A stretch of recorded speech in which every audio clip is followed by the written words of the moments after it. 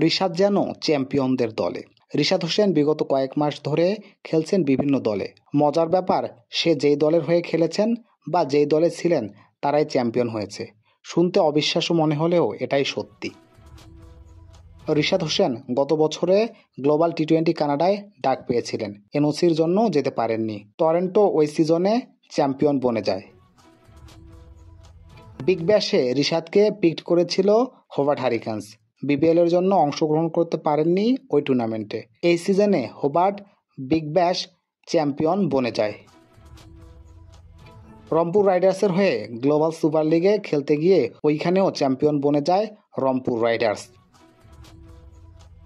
গত বিপিএলও ফরচুন বরিশালের হয়ে খেলেছিলেন রিশাদ হোসেন। রিশাদের উইনিং নকে বরিশাল বনে যায় চ্যাম্পিয়ন। এবার যাচ্ছেন পাকিস্তান সুপার লিগে লাহোরের হয়ে খেলতে। আরও একবার চ্যাম্পিয়ন মুকুট পরার সুযোগ পাচ্ছেন রিশাদ হোসেন। এখন পর্যন্ত লিগ টুর্নামেন্টে সেরা ভাগ্যবান খেলোয়াড় রিশাদ হোসেন, এমনটা বলা যেতেই পারে।